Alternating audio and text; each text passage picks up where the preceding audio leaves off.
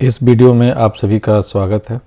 साथियों, उत्तर प्रदेश सरकार ने पुलिस में आरक्षी नागरिक मतलब कांस्टेबल के पद पे भर्ती इन्होंने निकाली है। यह भर्ती 23 दिसंबर को जारी की गई है। उत्तर प्रदेश पुलिस भर्ती एवं प्रोन्नति बोर्ड, उनकी वेबसाइट है उत्तर प्रदेश पुलिस भर्ती एवं प्रोन्नति बोर्ड UPPBPB से ही ये नोटिफिकेशन जो विज्ञापन का है मैं आपको यहाँ दिखा रहा हूँ। आगे हम इसके बारे में पूरी जानकारी लेंगे कि इस भर्ती की एलिजिबिलिटी क्या है, योग्यता क्या है, कितने पद हैं, आरक्षण का हिसाब किताब कैसे होगा, कई सारे इसके बिंदु हैं, उनको हम इस वीडियो में अच्छे से समझेंगे। फॉर्म को कैसे अप्लाई करना है, उसकी डिटेल कैसे फिल करनी है, वो सारी चीज़ें हम इसमें डिस्कस करने जा रहे हैं। तो अंत तक आप इस वीडियो पे बने रहें। पुरुष और महिला दोनों इस भर्ती में शामिल हो सकते हैं और कांस्टेबल बन सकते हैं। ग्रेड पे 2000 है और नए वेतनमान में वेतन मैट्रिक्स जो है, स्टार्टिंग जो बेसिक सैलरी इनकी है 21,700 21,700 रुपये मूल वेतन होगा। उसके बाद से बाकी सारे जो भत्ते हैं वो सब जोड़ के आपको सैलरी दी जाएगी। इसमें वैकेंसी की जो डिटेल है उसको देखते हैं। इसमें अनारक्षित जो जनरल कैटेगरी है उसकी वैकेंसी है 24,102 24,102 और EWS ओवरऑल सीट का जो 10% सीट है वो, जैसे वैकेंसी टोटल 6,244 है तो EWS मतलब इकोनॉमिकली वीकर सेक्शन, जो जनरल कैटेगरी के लो इनकम के जो कम इनकम वाले विद्यार्थी हैं उनके लिए 6,024 सीटें यहाँ पे दी गई हैं। उसके अलावा अन्य पिछड़ा वर्ग को 16,264 सीटें, अनुसूचित जाति SC कैंडिडेट जो हैं उनको 12,650 सीटें और अनुसूचित जनजाति हैं जो ST कैटेगरी के विद्यार्थी हैं उनको 1,204 सीटें रिजर्व की गई हैं। आगे चलते हैं इसमें। और इसकी लास्ट डेट है वो 16 जनवरी 2024 है फॉर्म को जमा करने की डेट। और कोई भी करेक्शन है, संशोधन वगैरह है, और फीस जमा करने की डेट है 18 जनवरी है। तो 18 जनवरी तक आप ये सारा काम कंप्लीट कर लें, 16 तक फॉर्म फिल कर लें और 18 को करेक्शन और पेमेंट का कोई भी इशू अगर पेंडिंग है उसको आप सही कर लें। इसमें सारी कैटेगरीज़ के लिए फ़ीस 400 रुपये लगेगी। 400 रुपये का आवेदन आपको यहाँ पे करना है। शैक्षिक योग्यता के लिए भारत में विधि द्वारा स्थापित बोर्ड द्वारा 10वीं एवं 12वीं कक्षा उत्तीर्ण या सरकार द्वारा मान्यता प्राप्त उसके समकक्ष कोई भी अर्हता होनी चाहिए। तो वो सारे विद्यार्थी जो 10th क्लास पास कर चुके हैं और 12th क्लास पास कर चुके हैं, तो ये आपकी शैक्षणिक योग्यता है जो इस भर्ती में शामिल होने के लिए आपके पास होनी चाहिए। अभी हम आगे एज की रिक्वायरमेंट कितनी है, मिनिमम कितनी एज है, मैक्सिमम कितने एज वाले विद्यार्थी इसमें शामिल हो सकते हैं उसकी बात करेंगे। तो 10वीं 12वीं आपकी शैक्षणिक योग्यता है। उसके अलावा आपको वरीयता भी दी जाएगी अगर आपके पास कुछ और चीज़ें हैं। तो अधिमानी अर्हताएँ जिसको बोलते हैं, डिजायरेबल क्या क्या है, अधिमानी अर्हताएँ जिसके बेसिस पे आपको अलग से लाभ मिल सकता है। तो ऐसे विद्यार्थी जो ये सारी अर्हताएँ अपने पास रखते हैं उनको प्रेफरेंस दिया जाएगा। तो पहली अधिमानी अर्हता जो आपके पास अगर मैंडेटरी नहीं, अधिमानी का मतलब आपके नहीं है तो कोई बात नहीं, तब भी आप परीक्षा में शामिल हो सकते हैं। लेकिन अगर ये तीनों अर्हताएँ आपके पास हैं तो आपको प्रेफरेंस मिलेगा, वेटेज मिलेगा कुछ चीज़ों का। तो जो पहली अधिमानी अर्हता है वो है डोएक। आप ये पुराना नाम है और नया नाम है इसका NILET। तो इसके द्वारा कंप्यूटर के कई सारे कोर्सेज जाते हैं। तो कंप्यूटर का अगर O लेवल का सर्टिफिकेट आपके पास है तो इसमें आपको प्रेफरेंस मिलेगा। दूसरा, आपने प्रादेशिक सेना में कम से कम 2 साल की अवधि तक सेवा करी हो, उसमें भी आपको उसका वेटेज मिलेगा, प्रेफरेंस मिलेगा। और इसके अलावा आपके पास एनसीसी का लेवल बी का सर्टिफिकेट आपके पास हो, तो ये तीनों में से अगर कोई भी आपके पास है तो आपको प्रेफरेंस मिलेगा। प्रेफरेंस कब मिलेगा वो उसकी बात अभी हम करेंगे आगे इस वीडियो में, कि ये अधिमानी अर्हताएँ आपके कब किस काम आएंगी। अब आगे एज की बात कर लेते हैं। जनरल कैंडिडेट जो भी हैं, सामान्य वर्ग के विद्यार्थी और ईडब्ल्यूएस के विद्यार्थी, उन्हीं को कंसीडर किया गया है एज लिमिट में। बाकी सबको तो अभी आरक्षण का लाभ मिलेगा एज लिमिट में भी, तो उनको अभी देखेंगे। वो भी केवल उत्तर प्रदेश के जो मूल निवासी हैं उन्हीं को। आइए चलिए आयु सीमा की बात कर लें। एज लिमिट क्या है? तो एज लिमिट तो दोनों अभ्यर्थी पुरुष और महिला के लिए अलग अलग है। पुरुष अभ्यर्थी के लिए मिनिमम एज लिमिट क्या है? पुरुष अभ्यर्थी 1 जुलाई 2023 को 18 साल कंप्लीट कर चुके हों और 25 साल के नहीं हुए हों, मतलब 25 साल से कम के ही होने चाहिए। 1 जुलाई 2023 को 18 साल तो उनका पूरा होना चाहिए, लेकिन 1 जुलाई 2023 को ही वो 25 साल के नहीं हुए हों, 25 साल से कम की एज के हों। इसको इन्होंने क्लियर करने के लिए एक और रेंज दे रखी है। अभ्यर्थी का जन्म 2 जुलाई 1998 से पहले का नहीं होना चाहिए तथा 1 जुलाई 2005 के बाद का नहीं होना चाहिए। तो वो सारे अभ्यर्थी जो 2 जुलाई 1998 के पहले पैदा हुए हैं वो उसमें एलिजिबल नहीं है, और जो अभ्यर्थी 1 जुलाई 2005 के बाद पैदा हुए हैं वो भी इसमें एलिजिबल नहीं है। तो जो भी हम अभी आयु सीमा की बात कर रहे हैं वो आयु सीमा जनरल कैटेगरी सामान्य वर्ग के जो विद्यार्थी हैं उनको उनके हिसाब से लिखी गई हैं। बाकी जो दूसरे कैटेगरी के ओबीसी कैंडिडेट हैं या एससी एसटी कैंडिडेट हैं और जो यूपी के डोमिसाइल वाले हैं, उत्तर प्रदेश के मूल निवासी हैं, उनके लिए मैक्सिमम एज लिमिट में रिलैक्सेशन है। आगे हम उसकी बात अभी करेंगे। तो पहला पॉइंट आपको क्लियर हो रहा होगा, मैं दोबारा इसको बताता हूँ। जनरल कैटेगरी या सामान्य वर्ग या इकोनॉमिकली वीकर सेक्शन, तो वो सारे अभ्यर्थी 1 जुलाई 2023 को 18 साल के हो चुके हों लेकिन 25 साल के नहीं हुए हों, मतलब 18 साल उनकी मिनिमम एज हो चुकी हो लेकिन वो 25 साल से कम के होने चाहिए। जो डेट डिसाइड की गई है वो है 1 जुलाई 2023। इसको समझने के लिए उन्होंने और ज़्यादा यहाँ पे ऐड किया है कि अभ्यर्थी का जन्म 2 जुलाई 1998 से पहले का नहीं होना चाहिए और 1 जुलाई 2005 के बाद का नहीं होना चाहिए। तो पुरुष अभ्यर्थी की एज लिमिट आपको क्लियर हो गई होगी। दूसरी कैटेगरी है महिला अभ्यर्थी। तो महिला अभ्यर्थी की भी कट ऑफ डेट 1 जुलाई 2023 रखी गई है। तो महिला अभ्यर्थी 1 जुलाई 2023 को 18 साल की हो चुकी हों और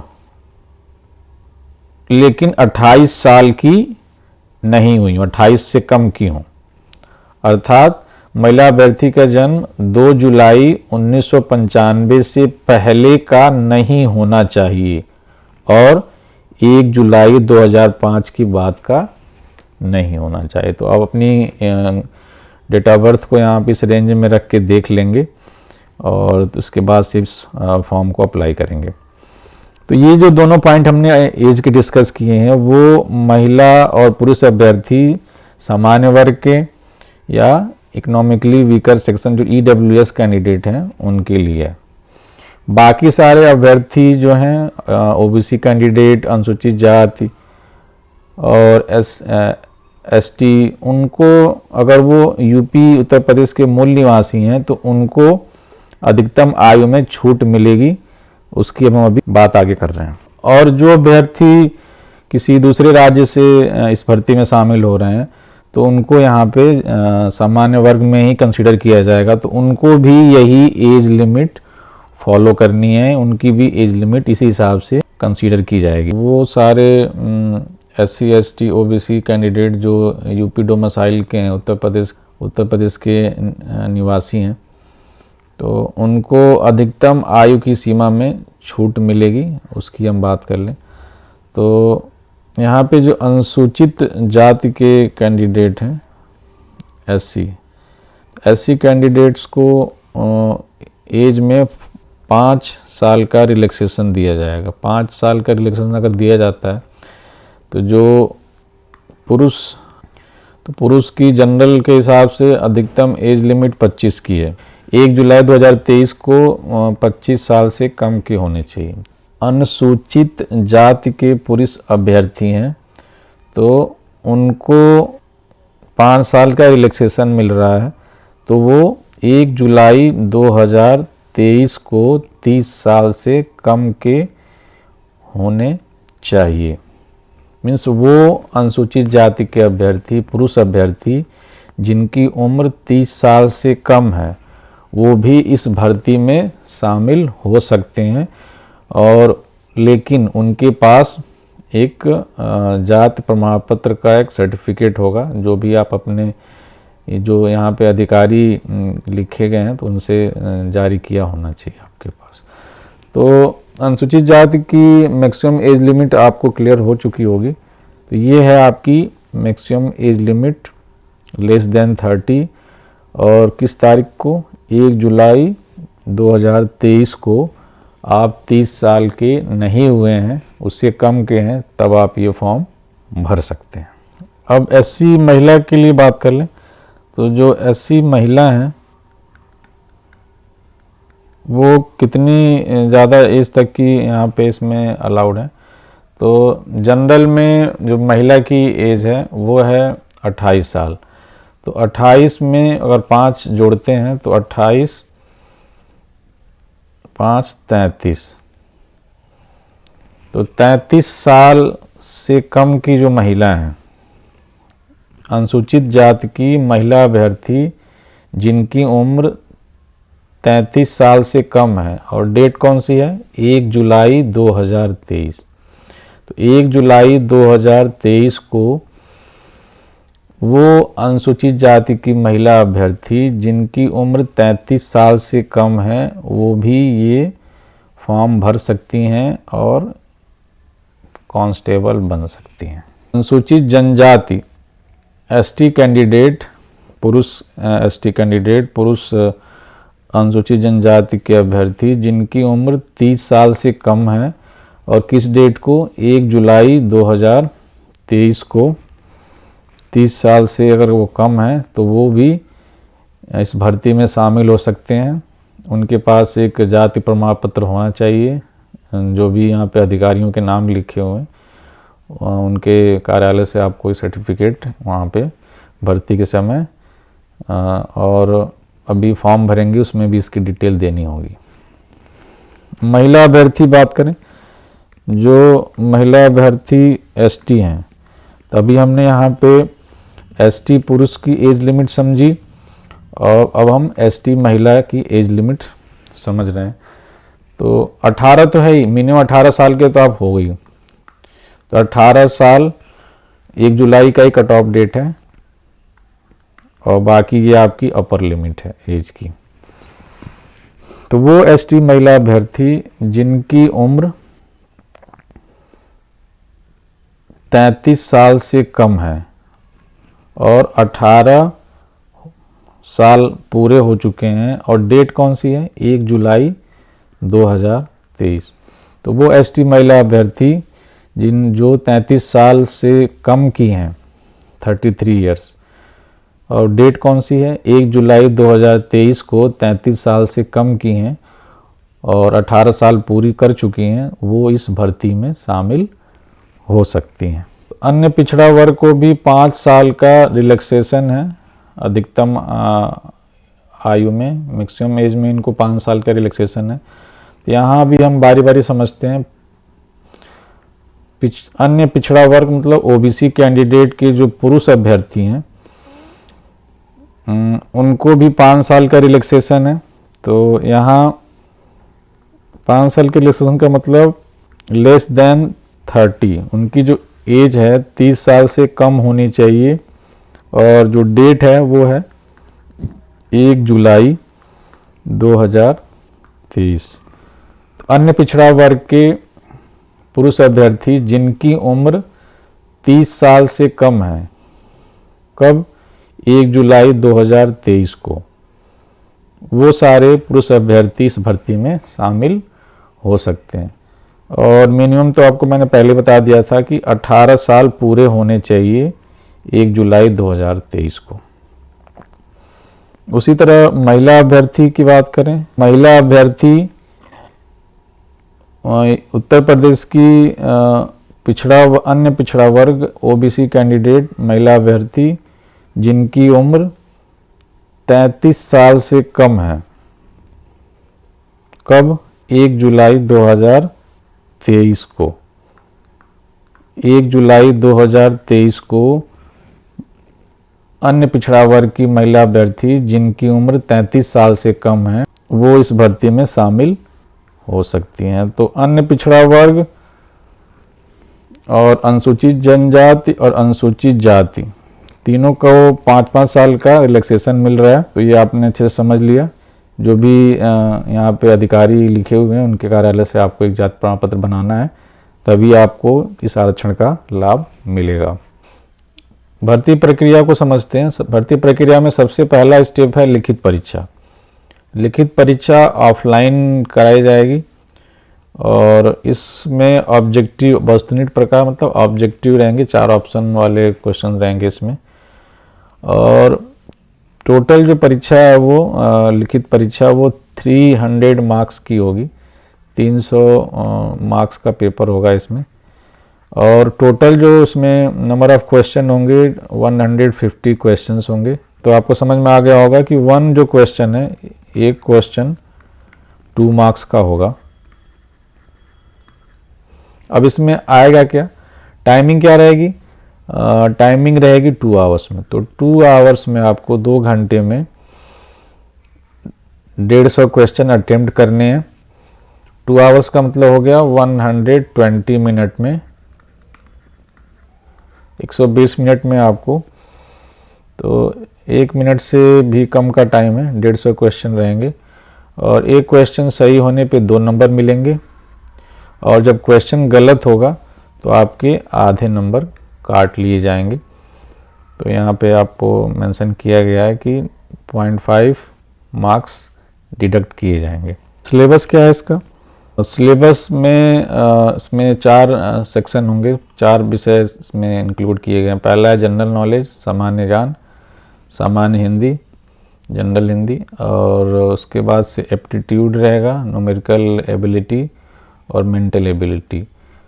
जो लास्ट सेक्शन होगा उसमें मानसिक अभिरुचि, बुद्धिलब्धि एवं रीजनिंग, ये तार्किक क्षमता। ये चारों सेक्शन को आपको रेडी करना है। और नेगेटिव मार्किंग भी है तो आप इसको अच्छे से ध्यान से करना है। लिखित परीक्षा में ये जो चारों सेक्शन है उसके अंदर क्या क्या चीज़ें पूछी जाएंगी उसका सिलेबस देख लेते हैं।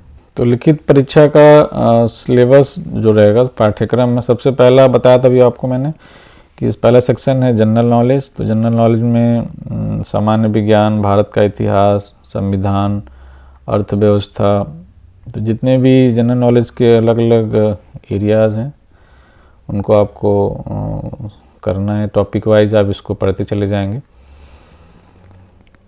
और चूँकि पुलिस की परीक्षा है तो पुलिस के बारे में भी चीज़ें पूछी जाएंगी।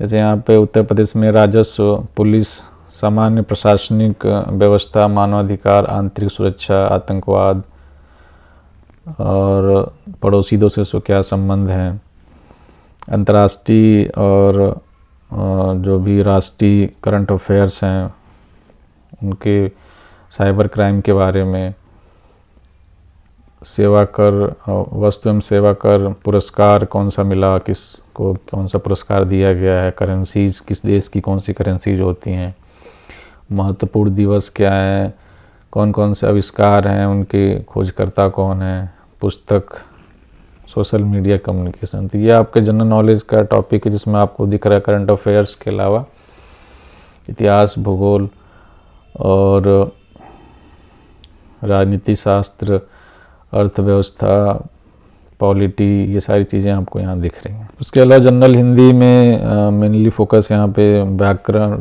हिंदी व्याकरण का मौलिक ज्ञान, वर्णमाला, तद्भव, तत्सम, पर्यायवाची, विलोम, वाक्यांशों के स्थान पर एक शब्द, समरूपी विनार्थक शब्द, अशुद्धियों को सही करना है, लिंग, वचन, कारक, सर्वनाम, काल, जितने भी हिंदी व्याकरण के टॉपिक होते हैं वो सारे इसमें कवर हैं, उनको आपको अच्छे से करना है।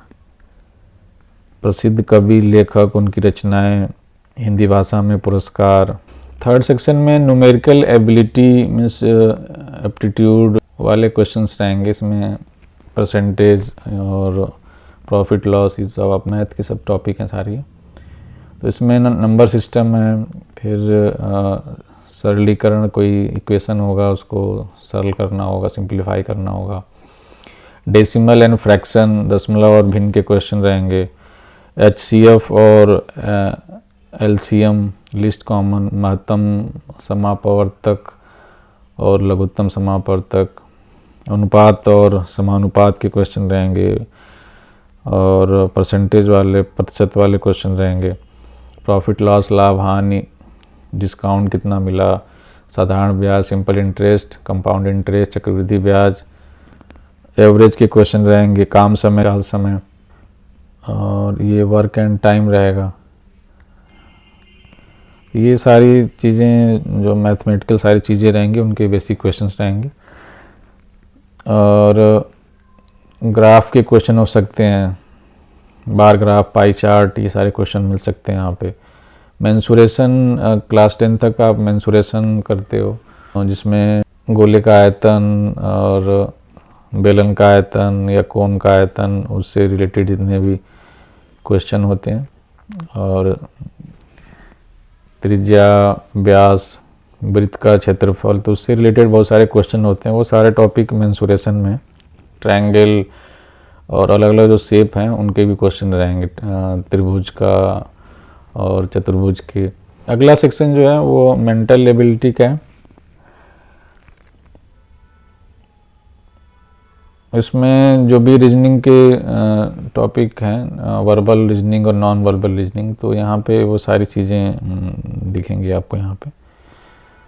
जैसे नंबर की सीरीज़ में कुछ बताना है, कंक्लूजन बताने हैं, लेटर की सीरीज़ रहेगी, नंबर की सीरीज़, वर्ड फॉर्मेशन टेस्ट हो सकता है, शब्द बनाने हैं, या कोई डायग्राम हुआ, जैसे नॉन वर्बल रीजनिंग में डायग्राम्स होते हैं, सिंबल्स होंगे, उनकी रिलेशनशिप रहेगी, और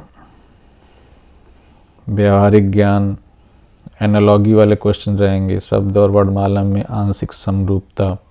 मेंटल एप्टीट्यूड चेक किया जाएगा कि आप इस जॉब के लिए कितने रेडी हैं। तो ये सारे जनहित के बारे में, जनहित याचिका लॉ वगैरह क्या है, सांप्रदायिक सद्भाव, विधि का शासन, अनुकूलन की क्षमता, और पुलिस सिस्टम कैसे काम करती है, उनके सारी हायरार्कीज, क्या क्या इशूज हैं पुलिस के, लॉ एंड ऑर्डर के बारे में। तो कोई भी जितने भी यूपी पुलिस के एक्ट वगैरह हैं उसको आप गो थ्रू कर सकते हैं, वहाँ से इसकी जानकारी ले सकते हैं। पुराने क्वेश्चन पेपर भी होंगे, भर्तियाँ कई बार हुई हैं, तो जो एसआई की भर्ती हैं या पुराने कांस्टेबल की भर्ती हैं, उनके पुराने पेपर से इसका पूरा सिलेबस आप देख सकते हो कि सेक्शन में क्या क्या कैसे क्वेश्चन आए हुए हैं। जो लास्ट सेक्शन है उसको देख लेते हैं। यहाँ भी वही है, रीजनिंग है, आईक्यू चेक किया जाएगा। तो यहाँ भी पूरा का पूरा जो पोर्शन कवर है, आईक्यू चेक करेंगे। इसमें कोडिंग डिकोडिंग के क्वेश्चन, डायरेक्शन के दोबारा वही टॉपिक ऊपर अभी मेंशन था, रिपीट हुआ है।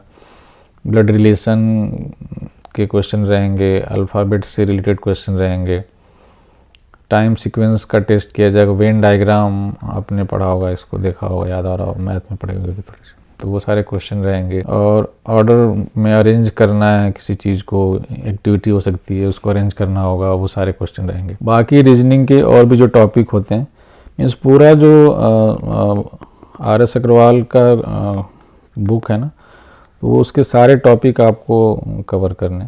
तो इसके लिए आपको RS अग्रवाल की बुक के सारे टॉपिक, वही सारे टॉपिक यहाँ पे लिखे हैं कि रीजनिंग के सारे टॉपिक हैं, तो वो सारे आपको यहाँ पे कवर करने हैं। इसके अब पहले हम एज रिलैक्सेशन या आयु सीमा में जो भी आरक्षण का फ़ायदा था वो हम समझ चुके हैं। अब हम वो था वर्टिकल रिजर्वेशन। अब यहाँ पे हम हॉरिजेंटल आरक्षण की बात कर लें, इसको समझ लेते हैं कि इसका फ़ायदा किन लोगों को मिलेगा। हॉरिजेंटल आरक्षण मतलब क्षैतिज आरक्षण है। इसमें कौन कौन से लोग इस आरक्षण का फ़ायदा ले सकते हैं। तो सबसे पहला जो फ़ायदा मिलेगा इसमें वो स्वतंत्रता संग्राम सेनानी के जो आश्रित हैं उनको 2% रिलैक्सेशन मिलेगा। मार्क्स में जो भी कट ऑफ बनेगी उस हिसाब से उनको 2% का वेटेज मिल जाएगा। मार्क्स में 2% का रिलैक्सेशन मिलेगा। आपके पास एक सर्टिफिकेट होना चाहिए, उसका फॉर्मेट नीचे इस पीडीएफ में दे रखा है। और कौन उसको प्रोवाइड करेगा, किसके कार्यालय से वो जारी होना चाहिए। तो जिलाधिकारी कार्यालय से आपके पास उसका प्रमाण पत्र जारी होना चाहिए। उसका फॉर्मेट इसी पीडीएफ में सबसे नीचे दिया हुआ है। दूसरा जो लाभ मिलेगा क्षैतिज आरक्षण का वो है भूतपूर्व सैनिक। जो भी भूतपूर्व सैनिक हैं उनको 2 तरह के बेनिफिट हैं, यहाँ पे 2 तरह का लाभ है। एक तो 5% का वेटेज मिलेगा मार्क्स में, उनको 5% को एक्स्ट्रा दिया जाएगा, उसमें कट ऑफ में सहूलियत मिलेगी। उसके अलावा 3 साल का एज का भी रिलैक्सेशन यहाँ मिलता है उनको। अब भी स्टार लगा हुआ है तो वो कंडीशनल है, तो अभी हम उसके नीचे बात करेंगे कि किस केस में मिलेगा। भूतपूर्व सैनिक का प्रमाण पत्र जब भी जहाँ से वो रिटायर होते हैं या डिस्चार्ज किए जाते हैं तो उनके ऑफिस से उनको एक सर्टिफिकेट मिलता है डिस्चार्ज का कि उन्होंने वहाँ पे पहले काम कर लिया है, वहाँ से रिटायर हो चुके हैं या वॉलंटरी रिटायरमेंट ले लिया हुआ है, तो वो सब सर्टिफिकेट उनके पास होंगे। तीसरा जो फ़ायदा मिलेगा होमगार्ड्स केवल पुरुष। तो केवल पुरुष के लिए एक कोरेंडम आया हुआ है, तो केवल पुरुष नहीं है, यहाँ महिला भी आपको समझना है। तो दोनों के लिए, पुरुष और महिला दोनों के लिए है, और ये करेक्शन आया था अभी कुछ दिन पहले। तो होमगार्ड्स पुरुष और होमगार्ड महिला दोनों को 5% का यहाँ पे मार्क्स में मिलेगा रिलैक्सेशन। और होमगार्ड्स में यहाँ पे इन्होंने कंडीशन जो लिखी है 3 साल या 3 साल से अधिक की लगातार उन्होंने सेवा की हो, उसका प्रमाण पत्र जिला कमांडेंट होमगार्ड ऑफिस से आपको लेना है। इसके अलावा जो भी महिला कार्मिक हैं तो उनको 20% का सबसे ज़्यादा यहाँ फ़ायदा उनको मिल रहा है। 20% का वेटेज मिलेगा यहाँ पे। 20% मतलब ये सब वेटेज मार्क्स में जो भी रिजल्ट बनेगा उसमें इनको 20% का वेटेज मिलेगा।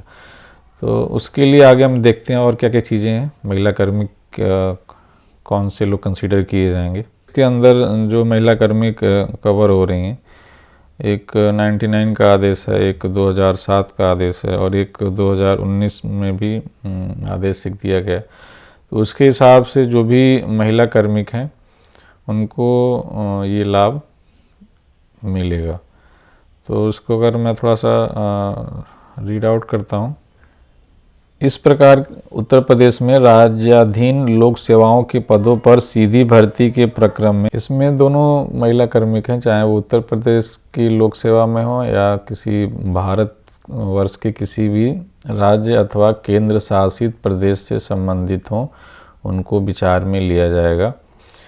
और ये मामला माननीय न्यायालय द्वारा पारित होने वाले अंतिम निर्णय के अधीन होगा। 2019 के विरुद्ध उन्होंने एक याचिका दायर करी हुई है, तो उसके हिसाब से जो भी रिजल्ट आएगा उसके हिसाब से उनको कंसीडर किया जाएगा। इसमें जो भूतपूर्व सैनिक को 3 साल का रिलैक्सेशन था, 3 वर्ष का रिलैक्सेशन था और उस पर स्टार भी लगा हुआ था, तो उसी को यहाँ समझाया गया है। स्टार का मतलब है कि भूतपूर्व सैनिकों की आयु सेना में की गई सेवा अवधि को, जितना साल उन्होंने सेना में सर्विस किया हुआ है, उनकी जो वास्तविक आयु है उसमें से घटाएंगे और फिर निर्धारित आयु सीमा से 3 वर्ष से अधिक नहीं होनी चाहिए। जो निर्धारित आयु सीमा है, निर्धारित आयु सीमा कौन सी, जो भी पुरुष हैं तो 25 साल है, तो उससे रिलैक्सेशन जो बनेगा, जैसे अगर पुरुष की बात करें तो 25 है, तो उससे 3 वर्ष से अधिक नहीं होनी चाहिए।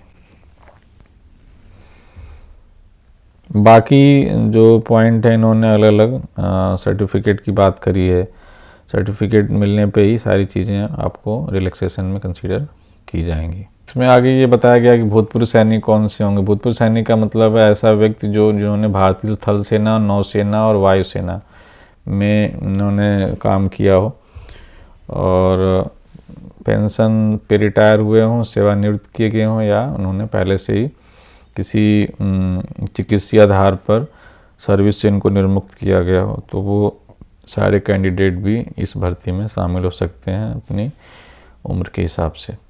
इसमें इन्होंने एक टिप्पणी भी करी हुई है कि भूतपूर्व सैनिक तब माना जाएगा, ऐसा ना हो कि उनका भी प्रोसेस चल रहा हो, रिटायरमेंट हुआ ना हो पूरी तरीके से, तो जब तक कि आवेदन पत्र वो जब भेज रहे हैं उस समय तक वो भूतपूर्व सैनिक का उनको दर्जा मिल चुका होगा, तभी कंसीडर किया जाएगा।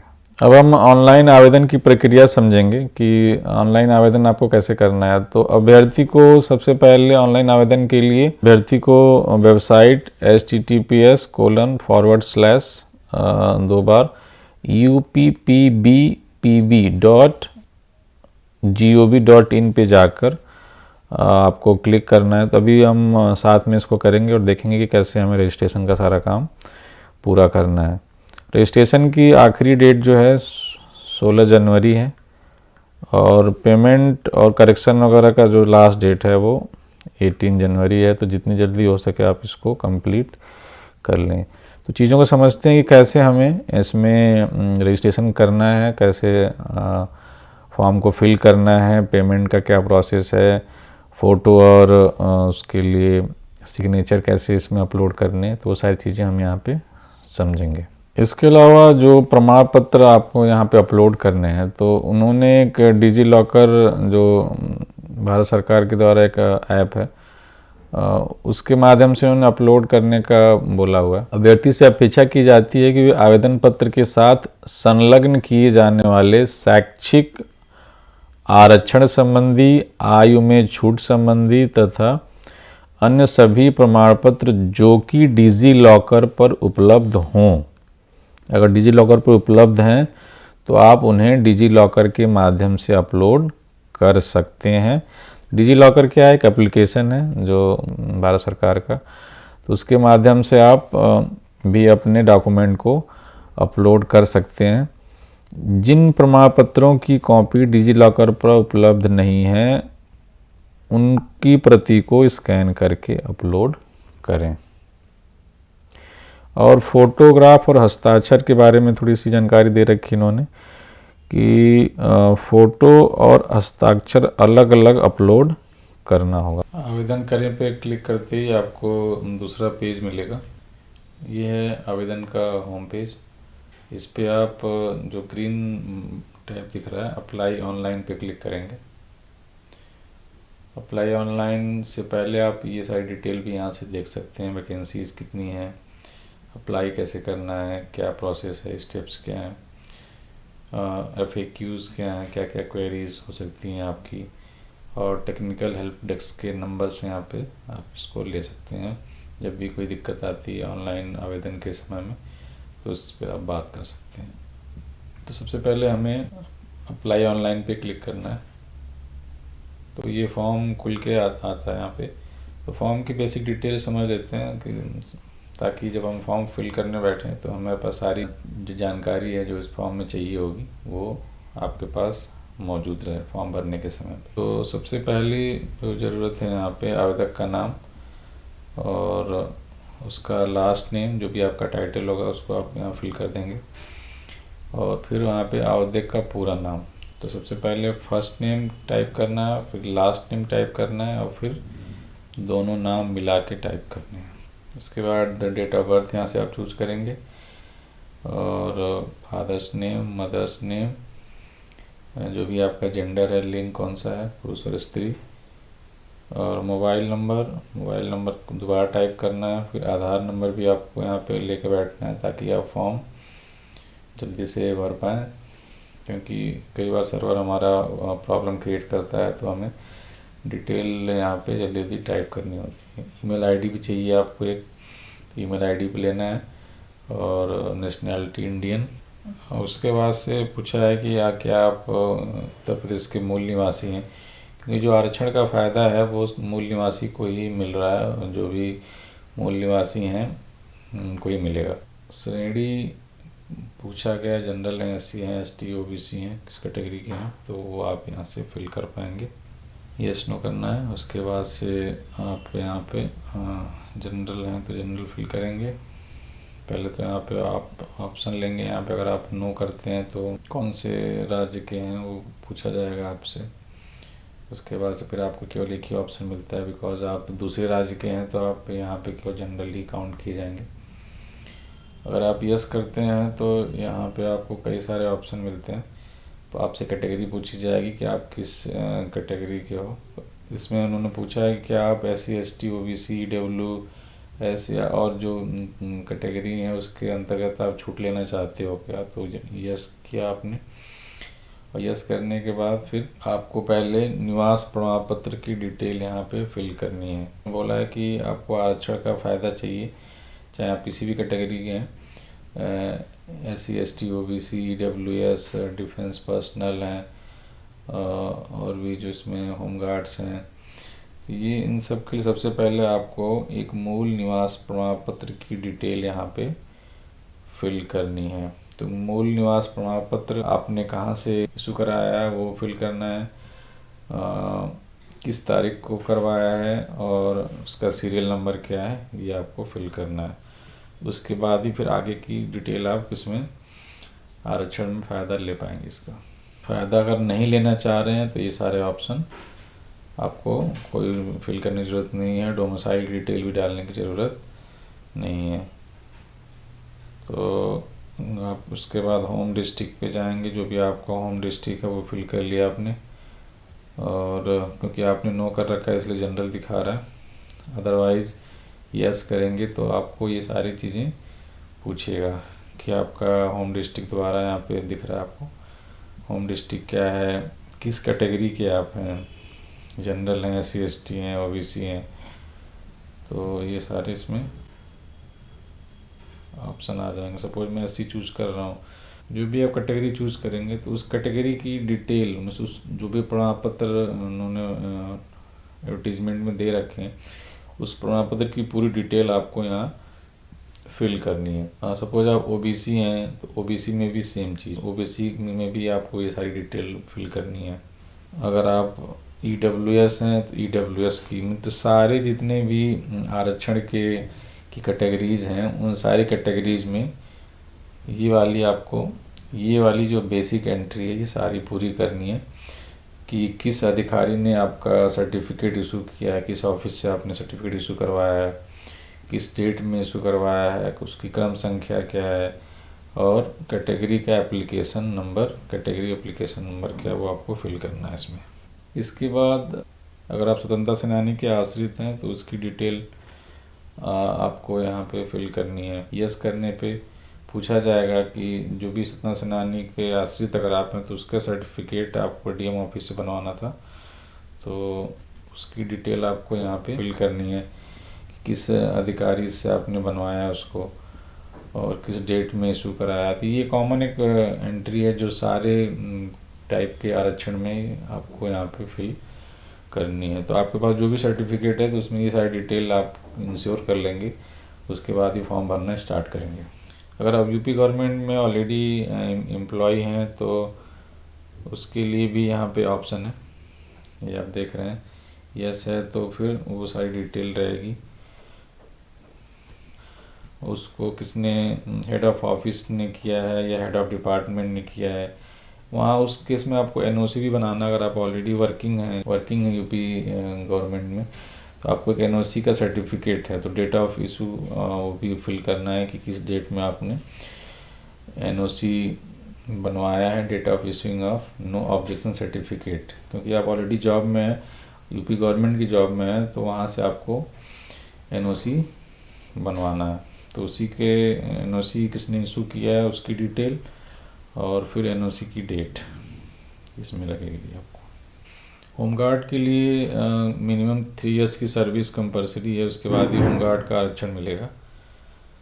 तो होमगार्ड के उन्होंने पूछा है कि क्या आपने 3 इयर्स एज रिलैक्सेशन तो नहीं, इसमें मार्क्स में कुछ परसेंटेज है, तो मार्क्स का परसेंटेज उसमें आपको फ़ायदा मिलेगा। अगर हम होमगार्ड की देखें तो होमगार्ड में इन्होंने क्या बोला है कि अगर आप होमगार्ड में मिनिमम 3 इयर्स की सर्विस कर लिए हो, होमगार्ड सर्टिफिकेट किसने इशू किया है उस अधिकारी का नाम लिखना है यहाँ पे, उसके बाद से किस डेट में हुआ है ये निर्गत और उसकी सीरियल नंबर क्या है, उसका सर्टिफिकेट नंबर आपको मेंशन करना है। तो जो भी आप आरक्षण में यस करेंगे उस केस में आपको उसका एक सर्टिफिकेट आपके पास होना चाहिए और वो कहाँ से इशू किया गया है, किस डेट में इशू किया गया है और उसका रजिस्ट्रेशन नंबर क्या है, सर्टिफिकेट का सीरियल नंबर क्या है, वो आपको इसमें फिल करना है, चाहे भी किसी भी तरह का आरक्षण आप क्लेम करना चाह रहे हैं। उसके अलावा अगर आप एक्स सर्विसमैन हैं तो उसमें एज का भी रिलैक्सेशन है और प्लस मार्क्स का भी रिलैक्सेशन है, तो उसको आप यस करेंगे तो फिर उसके बाद उसकी डिटेल आपको यहाँ फिल करनी है कि किस डेट में आपने आर्मी ज्वाइन करी थी, डिस्चार्ज किसने किया है उसके अधिकारी का नाम और किस डेट में आप डिस्चार्ज हुए, तो ये सारी डिटेल रहेगी। उसके बाद से आपको हाई स्कूल की डिटेल और फिर ईयर ऑफ पासिंग कब आपने पास किया था उसमें, और फिर रिजल्ट का स्टेटस आपका करेंटली पास होना चाहिए। अपेयरिंग वाले जो भी विद्यार्थी हैं अभ्यर्थी हैं वो अपेयरिंग वाले इस फॉर्म को नहीं भरेंगे। रोल नंबर क्या है आपका और फिर सर्टिफिकेट का सीरियल नंबर क्या है, वो सारी चीज़ें आप इसमें भरनी है। उसके अलावा अधिमानी अर्हता में 3 कैटेगरी थी, हमने स्टार्टिंग में बात करी है इसकी। अधिमानी अर्हता में जो भी आप क्लेम करोगे, सपोज आप क्लेम करते हो कि आपके पास ओ लेवल है तो आपने यस किया और फिर ओ लेवल से रिगार्डिंग ये कहाँ से आपका सर्टिफिकेट इशू हुआ है, किस डेट में इशू हुआ है और उसका सीरियल नंबर क्या है। उसी तरह अगर आप क्लेम करते हो कि मैंने प्रादेशिक सेना में काम किया है तो उसकी डिटेल आपको फिल करनी होगी। उसके अलावा अगर आपने क्लेम किया है कि मेरे पास एनसीसी का बी सर्टिफिकेट है तो यहाँ भी सेम एंट्री है, आपको सर्टिफिकेट इशूइंग अथॉरिटी की डिटेल देनी है, डेट ऑफ सर्टिफिकेट और serial number of the certificate. उसके बाद तो एंट्री ये सिंपल है, आप जहाँ भी आपका अपना कॉरस्पॉन्डेंस एड्रेस है और परमानेंट एड्रेस है उसकी सारी डिटेल यहाँ फिल कर देंगे। अपने डिस्ट्रिक्ट का आपको यहाँ पर नाम दिख जाएगा अगर आप यूपी के हैं और या और किसी स्टेट के हैं तो वहाँ से भी आप डिटेल मिल जाएगी चूज़ करने पे, और फिर अपने पिन कोड फिल करने के बाद आपको इसको सबमिट करना है। तो डिटेल फिल करने के बाद इसको हम फिर प्रीवियन सबमिट करना, ये सारी चेकलिस्ट है, इसको ओके करना है और चेकलिस्ट को ओके करने के बाद फिर आपको डिक्लेरेशन ओके कर दिया हमने और फिर 6CR कैप्चा फिल किया और फिर हमें नेक्स्ट करना है। नेक्स्ट करते ही हमें एक फिर रजिस्ट्रेशन नंबर मिल जाता है यहाँ पे। अगला जो स्टेप है अगर आप इसको ध्यान से देखें तो जो अगला स्टेप है यहाँ पे OTP एक्टिवेशन का, अगला जो स्टेप है OTP एक्टिवेशन, तो ये करना है हमें। तो वही ऑप्शन यहाँ पे डायरेक्टली आपको प्रोवाइड कर रहे हैं। जैसे ही रजिस्ट्रेशन का पहला स्टेप पूरा हो रहा है तो हमें एक यहाँ पे हमें एक रजिस्ट्रेशन नंबर मिल जा रहा है और फिर OTP एक्टिवेशन का डायरेक्ट आपको यहाँ से लिंक मिल रहा है। तो OTP एक्टिवेशन आप यहाँ पे तुरंत कर सकते हैं। OTP एक्टिवेशन मोबाइल पे आप जाएंगे, मोबाइल पे आपको ये मैसेज आपको मिलेगा। OTP एक्टिवेट करने के बाद आप यहाँ पे अपना रजिस्ट्रेशन नंबर और डेट ऑफ बर्थ और कैप्चा फिल करके लॉगिन करेंगे और लॉगिन करने के बाद अपनी फ़ोटो साइन अपलोड करना है आपको और पेमेंट करनी है 400 रुपीज़ की आपको पेमेंट करनी है इस पर।